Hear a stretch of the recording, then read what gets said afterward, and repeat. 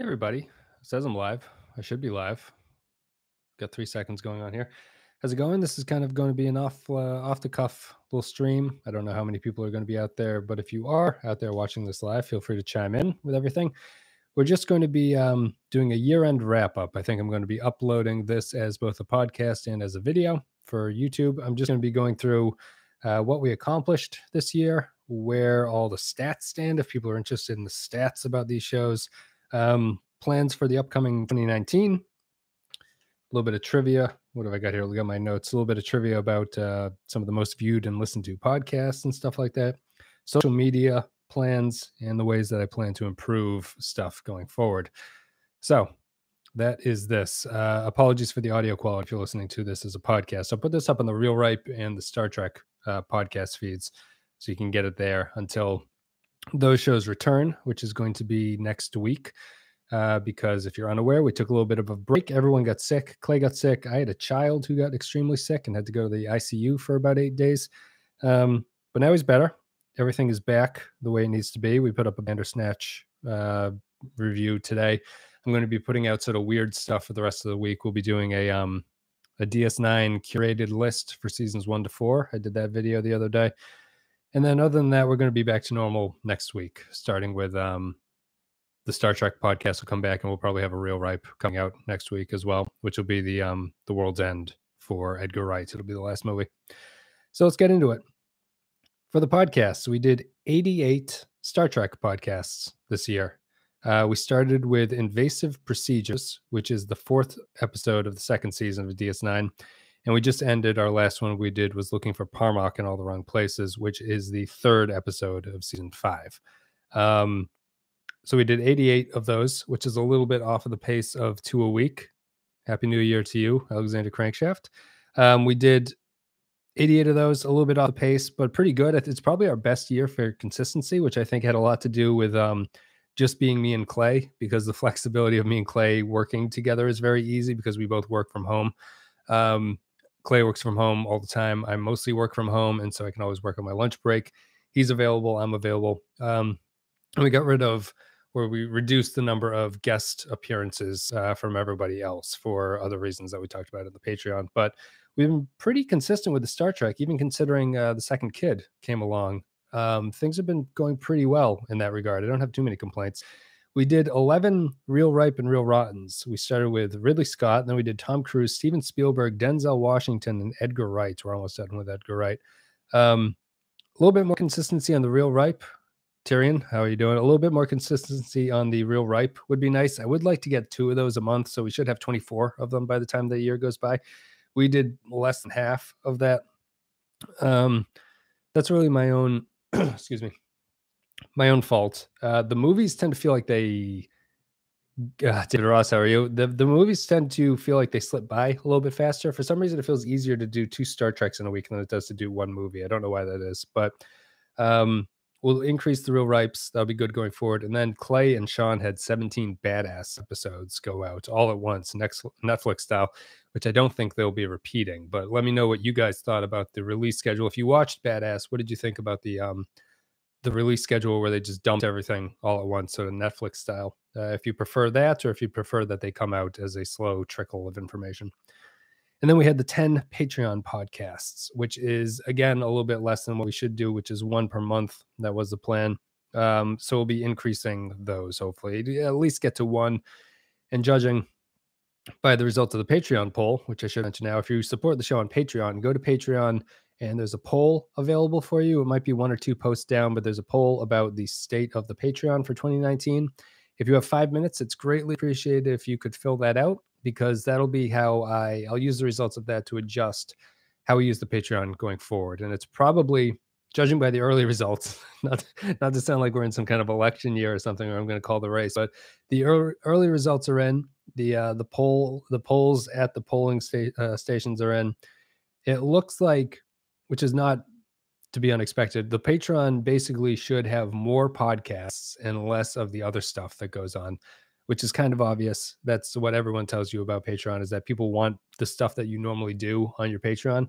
So changes in the future will be probably more likely towards more podcast content. So we'd maybe do 2 instead of 1 but that's all up in the air at this point.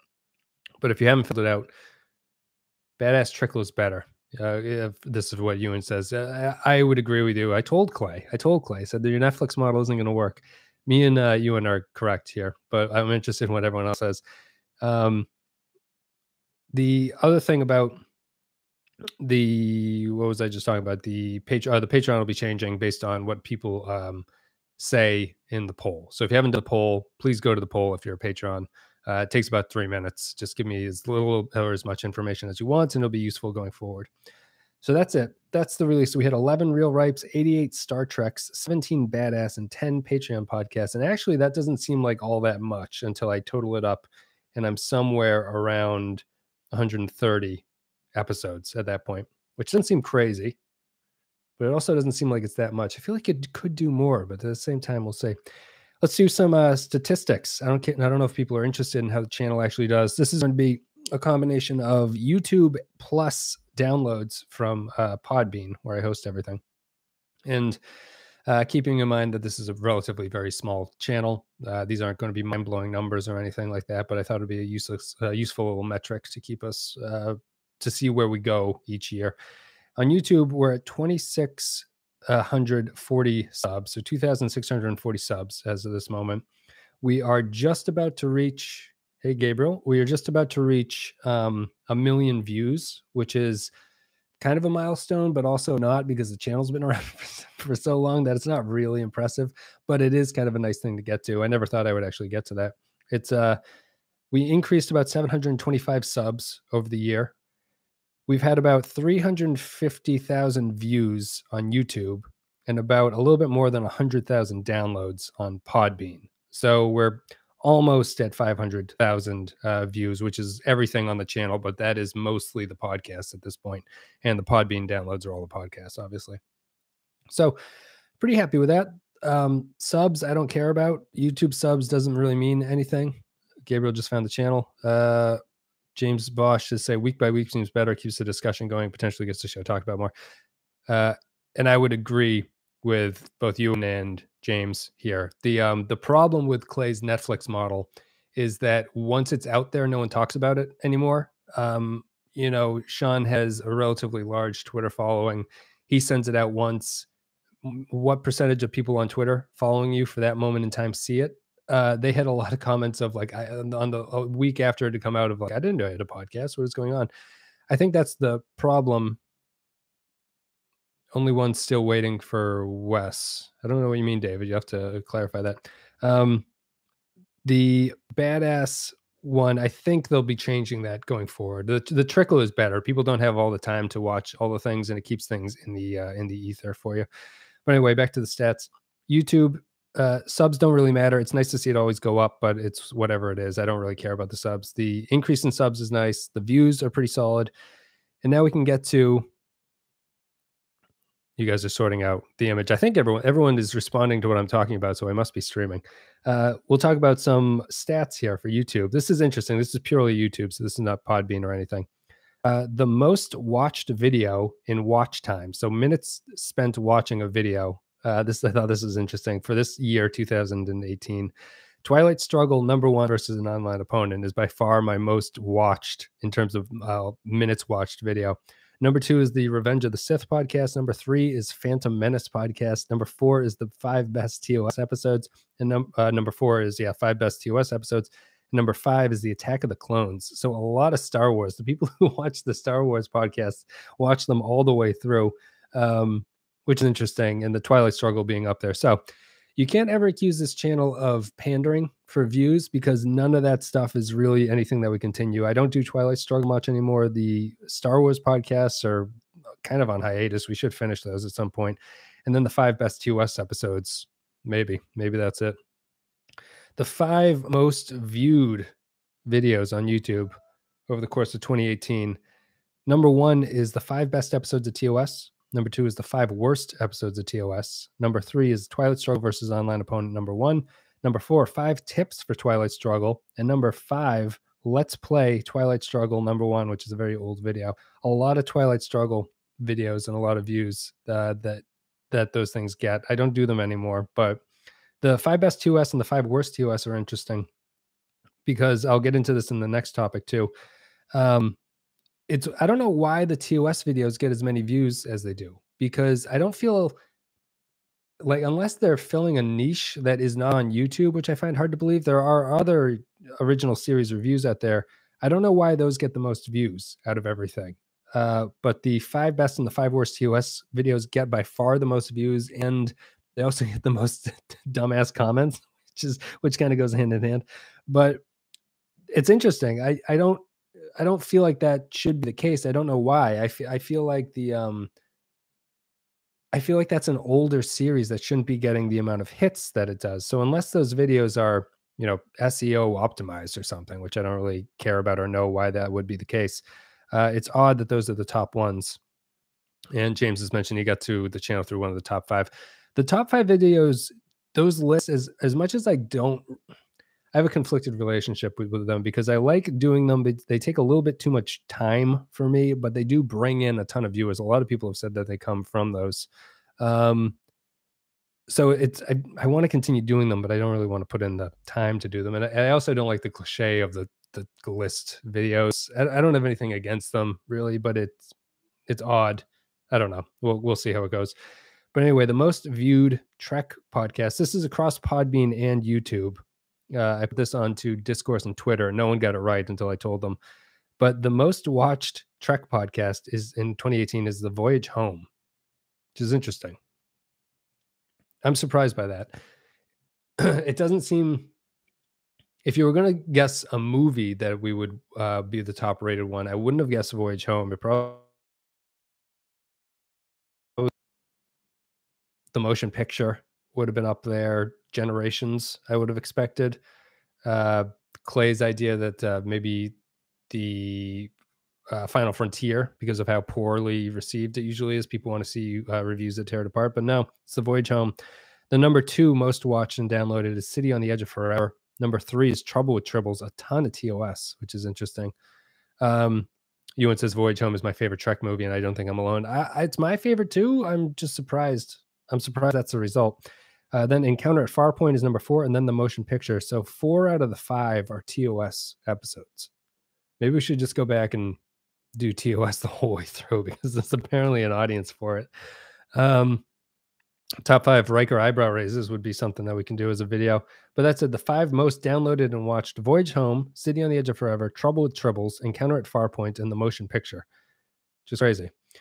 The other stat that I'm most pleased about, and that I sort of most view as the metric for how the channel is doing, is the Patreon numbers. We went from 72 patrons at the start of the year to 82 right now. We lost a couple in the brouhaha about Argon of Saccad, or Saccad of Argon, or whatever the hell his name is. The sort of YouTube celebrity guy. Celebrity is kind of a tough word, but the YouTuber who sort of does the politic type stuff. I don't really watch him that much. But anyway, they had a whole sort of fallout of people like Jordan Peterson's and the Dave Rubins and all them leaving Patreon, and their supporters leaving Patreon because of Sargon getting kicked off of the platform, which I think was inappropriate for him to get kicked off. Patreon did screw that up. Patreon is seemingly bending to the politics of things in a way that I don't think they should. We can't leave Patreon. I don't know if, like, if we were to, as much as if I were to follow my gut and say Patreon did the wrong thing and go to another support crowdfunding site, I would be amazed if 30% of the patrons followed. So doing that is really a very risky thing to do.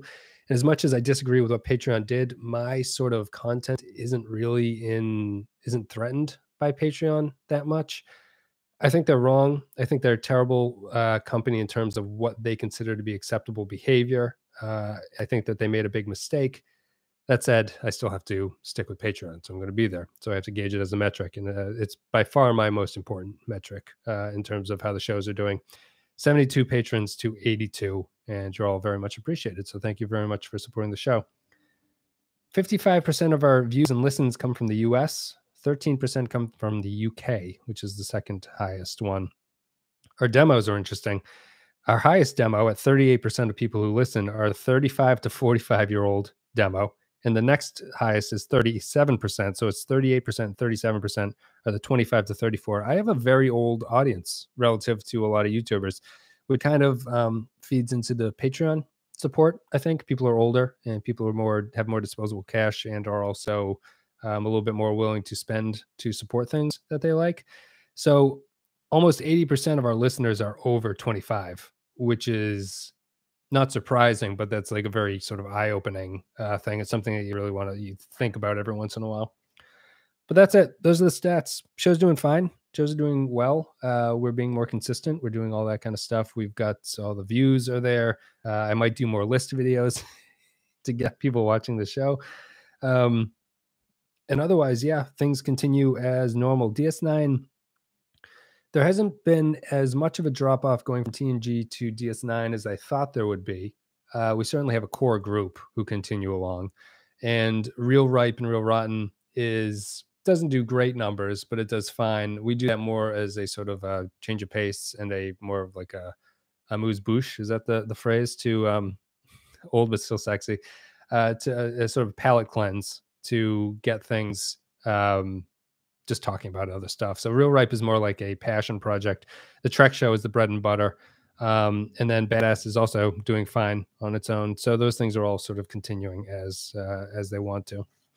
So we'll talk about social media at this point. If you guys have any questions, feel free. New list idea for 2019, Wes's top 5 Star Trek books. I am reading more Star Trek books. Star Trek is 1 billion years old. I'm surprised the audiences aren't starting at age 50. Well, according to my TOS numbers, they should be at age 50 because everyone is watching old TOS videos and no one's watching the DS9 videos. That's not true. People, far more clicks go to the TOS videos than they go to the DS9 videos. The DS9 videos do fine, but none of them are not blowing up. That sounds ridiculous. None of them get the views that the TNG and the TOS videos do, which is understandable. It's the black sheep of the Star Trek family. It's one of the better ones, but it just certainly doesn't have the sort of TNG name brand that TNG gives, and TOS is, I don't know why TOS is the way it is. Let's see here. The book thing. I am going to read more books. I'm reading one currently. It's much better than Fallen Heroes, the trash DS9 book that I read. So I'll be doing a review for Debtor's Planet, which listener and patron Steven recommended, and it is much better. I'm not very far into it, but it does feel like an episode of the show, and the voices are written properly. So kudos to Steven for that recommendation. He actually fixed all the problems I had with Fallen Heroes and gave me something I can work with. And I'll be coming out with a review for that one shortly. Social media. I'm consolidating Facebook and Twitter and everything. We were making different Twitter feeds and different Facebook pages for all the stuff. I'm going to stop doing that. It's kind of a waste of time, and I don't spend that much time on those accounts. So I'd rather just consolidate everything into the Pensky File Twitter, and then I changed the Star Trek Facebook page to a generic Pensky File page. So everything, all the podcasts that go up on the Pensky File channel will now show up on the Facebook, and it won't just be Star Trek. So if that annoys you, you can unfriend it or unfollow it or unlike it, whatever Facebook does. But that is going to be the change. So you'll see slightly more content posted onto there. Twitter is going to be the same. My Pensky File handle will be handling everything. There won't be a Real Ripe Twitter feed anymore or anything like that. Losing Reddit. I don't think anyone cares. No, I don't think anyone went to Reddit. I started that too late. I think Reddit's one of those things you can either start that early or you can do a Discord early. I prefer Discord. I think they both have pluses and minuses, but I think the way that the Discord is going is better than the way that Reddit would be. And I don't want to set up a Reddit at this point. So I think Discord is the way forward. And I don't think anyone will bother because I don't think anyone went to Reddit. I don't know how you guys feel. I feel like my Reddit usage is slipping recently. Reddit is for normies, and Kyle says Discord is where it's at. I feel like my Reddit usage is slipping quite a bit recently. I used to go there all the time, and I don't really go there all that much anymore. I don't know why. You sort of, after you spend a lot of time on Reddit, the way that everything, the way that new subreddits sort of shake out for you are always kind of repetitious. I followed the podcasting stuff for a while, and all of the advice is very similar to the YouTube advice when you're starting out, and it's all kind of like semi too serious. Like everyone's, people are like, how do I start a podcast? They're like, well, you have to spend $2,000 on your microphones and your computer system, and then you need to do the blah blah blah, and then you need to do this. It's not really the case. You can do whatever you want and people will come for the content, but no one can just say make a good show and people will listen. Everyone's got to have sort of a stock like techie answer to things. I'm going off on a tangent. Anyway, those are the social media changes. So we're consolidating all the stuff, losing Reddit. You can go to the Penske File Twitter and then the Penske File Facebook page. Oh, thank you for the super chat, Marissa Create. Much appreciated. You guys don't have to do that. I've much appreciated, but it is very appreciated. But don't feel that I do these things just for the super chats. But it is very much appreciated. Thank you very much, Nick. So the ways that the shows will try to improve. I'm going to try to improve the release consistency. We did pretty well this year. We did fairly well with our numbers. The Real Ripe should be up more. Patreon wasn't too far off. The Treks were just slightly off, and Badass all came at once, so it's hard to gauge. But I feel like the Star Treks 2 a week is the way that we should go forward. Whenever me and Clay run into trouble about what we want to record, I usually default to a Star Trek episode. I think that's what the majority of people would want. So that's kind of the reason why Real Ripe always gets pushed aside, is because if we're running into a time crunch, I'd rather get the Star Treks going and have a more consistent release schedule than anything else. So the Real Ripes tend to take a back seat to that. And in addition to the release consistency, well, thank you for your support. And in addition to the release consistency, we wanted to do another show. We're probably going to do something music themed, which maybe won't have a lot of views or anything, but we are interested in doing it. So that'll follow the same thing as a Real Ripe. It probably won't step on the toes of the Star Trek thing, but it'll come out maybe once a week. And it looks like that is actually going to be we always kind of run into the problem of a lot of the content takes a lot of time to generate because you have to watch the episodes for things. So we've mentioned this before, but the time crunch, when people say you should produce more stuff, they aren't really considering the fact that you have to watch the episodes and you have to watch the movies, and that takes up a good amount of time. Like, we can't record something each day because we need to watch something. And then even if you keep up the thing of every other day, that's a tremendous amount of stuff that you're watching just for YouTube. So we sort of fall apart that way, but we would like to add something that's easier. Any plans on reviews the Voyager and Enterprise series in the future? I know you've joked about it with Clay, but I actually really like to listen to it. I guess I can take that now. When will you record the new Discovery podcast? The day after, again, the new season. That's an easier question. I'll answer that first. So, Kyle, we will be doing the Tuesday. We'll move the Monday podcast to the Tuesday. So Discovery comes out on Sunday. We will record it on Monday. It'll air on Tuesday, which is the way that we ended up doing the end of Discovery season 1. So DS9 will slow down while Discovery is going on again. And I don't think Discovery is taking a mid-season break this year, so it's going to be a longer stretch. I don't know how well that's going to be received. I think it's okay. It worked okay last time. It didn't seem to have any impact on anything. So we'll see how it is. The problem is we're right in like peak DS9. So it feels weird to be going off to Discovery, which fingers crossed it turns out to be something good, but there is potential that Discovery season 2 is just the same thing as season 1. But we'll see. We'll see how it goes. To the other question for Voyager and Enterprise, one of our competitors, quote unquote, Trekabout, just wrapped up because Voyager killed them. Basically. So if you listen to Trekabout, I haven't listened to them in a while, but I listened to their last couple of Voyager episodes, and they basically sounded like they were on suicide watch. The Voyager is a tough show to do the way that we're doing. If we do Voyager, it won't be immediately, and there's a strong possibility it is a curated Voyager list, kind of like how TOS was. I would be more inclined to say that we do Enterprise and we do all the Enterprise episodes, because I think that there's not a lot of shows that covered Enterprise. Trekabout never got to Enterprise. So if we do that, I'd be interested in, I would jump Voyager. I would take a break and either do the animated series or Enterprise, then sort of assess where we stand at that point and go forward. But that would be the answer. So Voyager, yes, probably curated, and Enterprise seems likely. We'd have to talk to Clay about this. Clay has expressed a little bit of hesitancy about continuing with things. I'd be surprised if the first 2 seasons of Enterprise don't put you on suicide watch as well. That's the problem with Enterprise too, is that it's again a lot of bad stuff in the first couple seasons. But Clay has been a little bit hesitant about it. And now I'm at the point where I'm so comfortable with Clay doing this stuff, doing it by myself or going back to the guest episodes would feel like a little bit of a step back.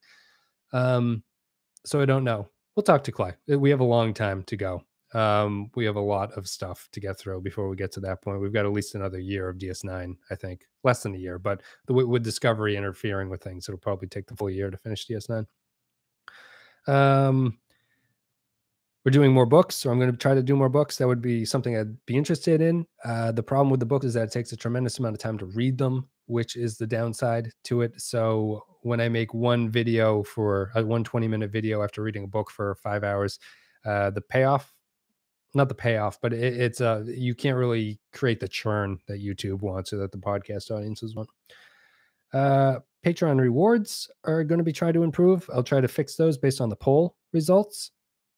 David Ross said Enterprise season 3 is really great. And Mercer Chris says, I like Enterprise. It's the idea of seeing a comet for the first time is pretty cool. It's not perfect, but I like it. The design of the NX-01 is great. Feels like a real ship. The Patreon rewards will be reconfigured to hopefully make that more. It's all about efficiency. Everything at this point is really about efficiency of churning out stuff that people want to watch and I'm able to turn it around quickly. And the Patreon is a big thing of that. So if I'm putting out stuff on Patreon that people aren't watching or don't care about, it's a tremendous waste of time.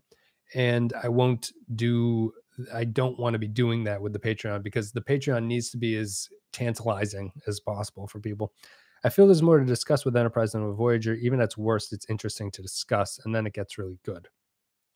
It's true. I feel like I haven't watched Voyager in a long time. I feel like talking about Voyager would become very repetitive after a while. DS9 is proving to be the opposite of that. I feel like because the way the DS9 is spreading its wings and with the way that they're approaching material in less of a Star Trek-y way and more of a classic cinema or classic tropes kind of way. We just talked about that in the we've recorded the Nor the Battle to the Strong podcast, and we talked about that.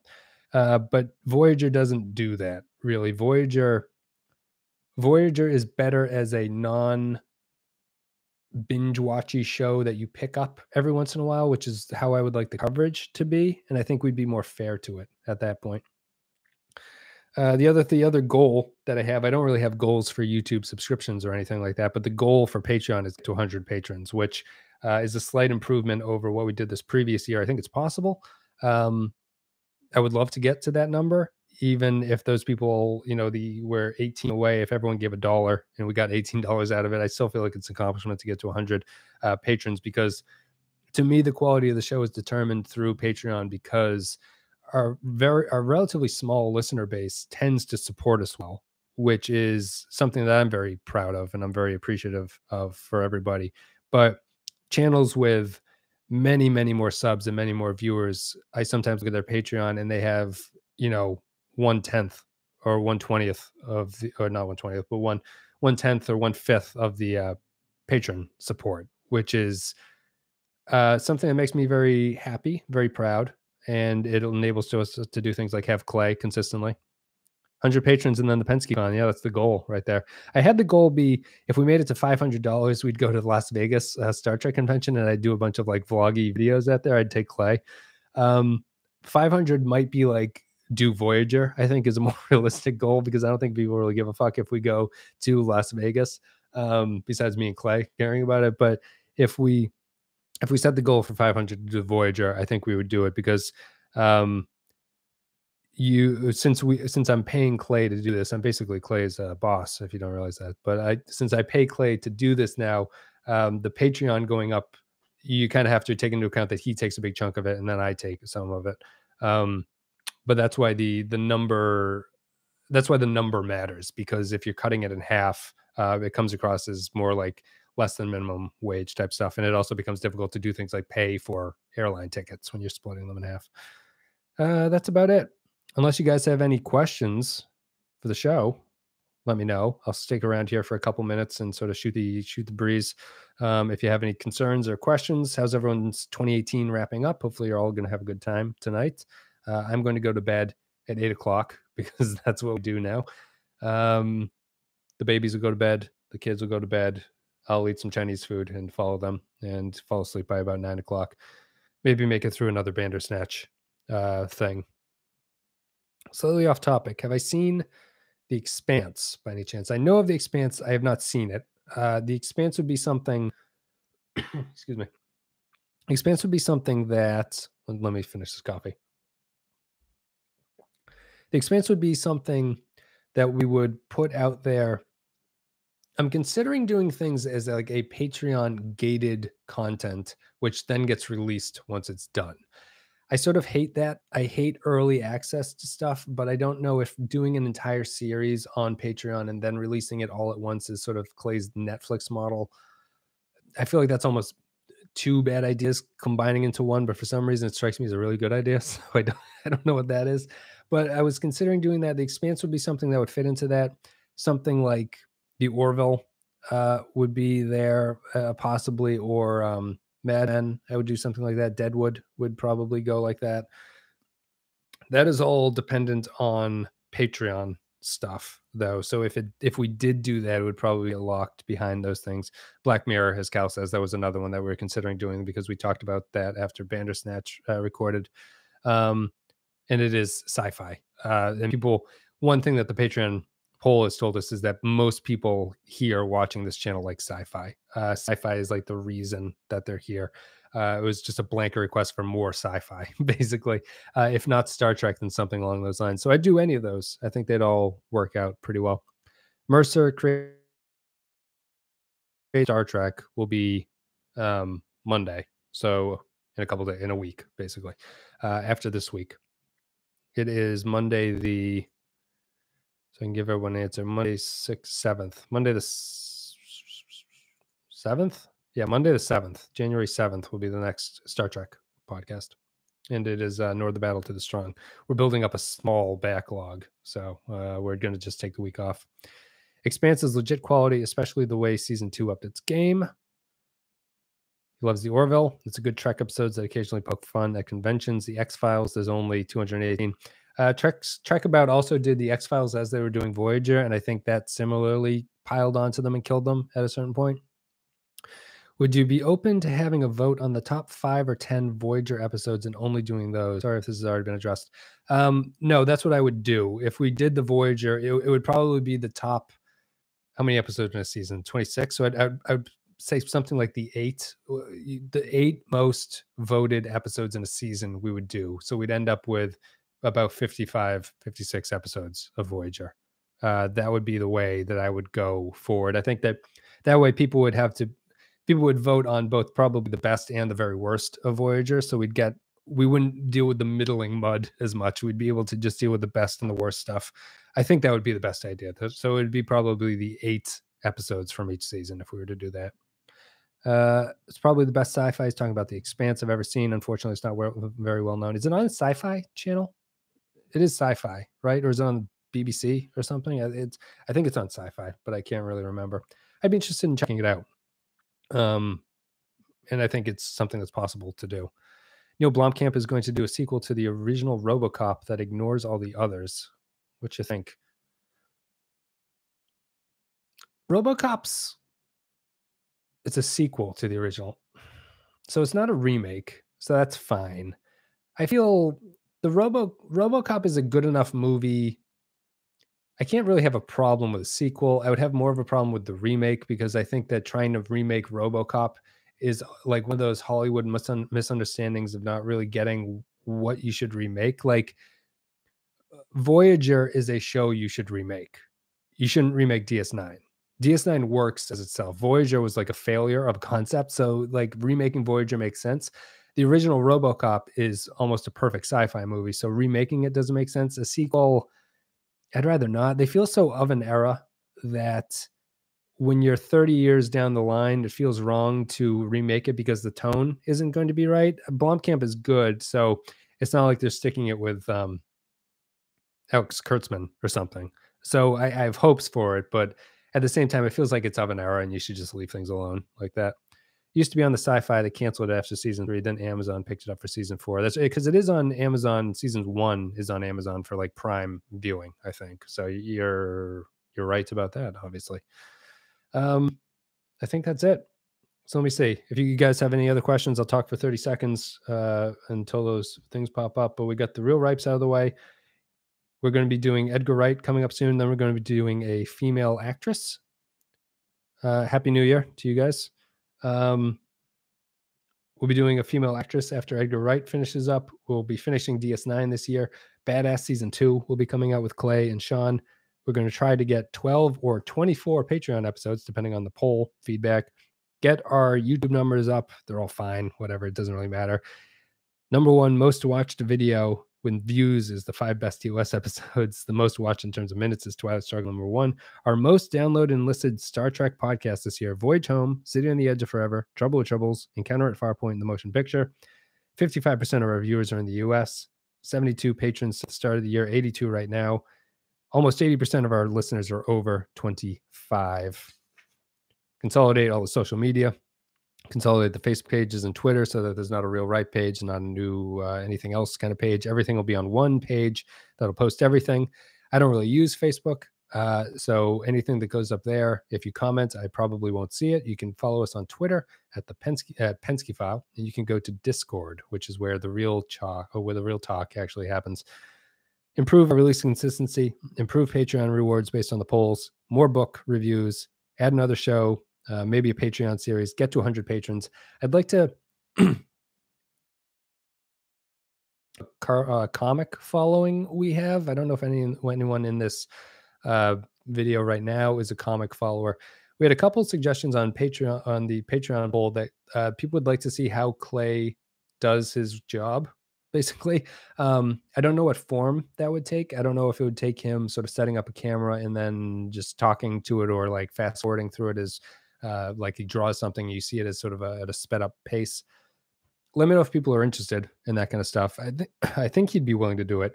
I actually have no idea how he does what he does. So I'm kind of an interesting comic fan in that when they answer questions for Badass and stuff, it's about like sort of their artistic vision and everything like that, and like what they think about when they're drawing.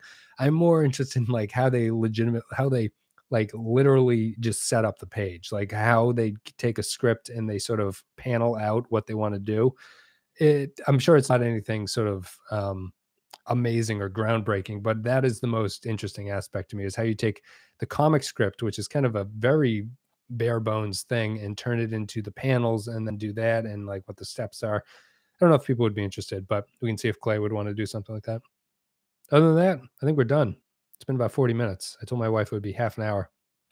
David Ross would like to see how Clay does comics. So we have one person. Miso, how are you? No. What are you coming in at the end? Yeah, okay. Yeah, you're coming in at the end. I do these, I can't really plan the live stuff. I don't know if people like the live stuff. They're kind of fun to do. Mercer Cray would like to see Clay draw too. So I'll talk to Clay. Maybe we'll do more live stuff in the future going forward too. They're kind of interesting.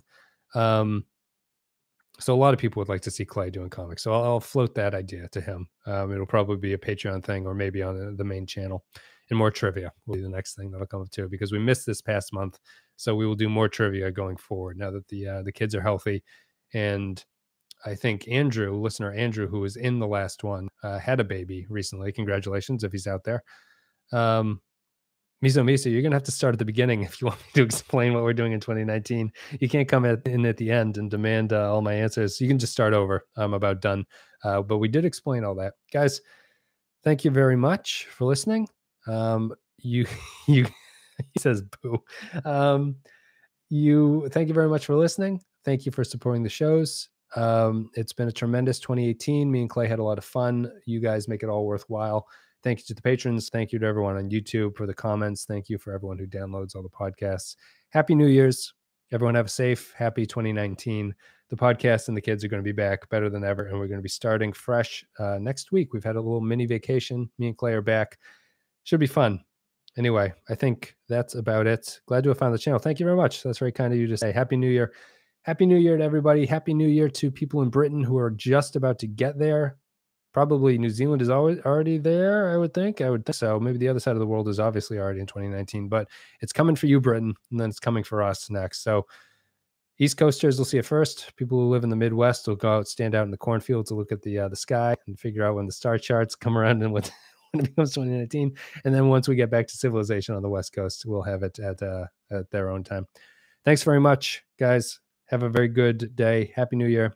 Have a safe and happy 2019. See ya.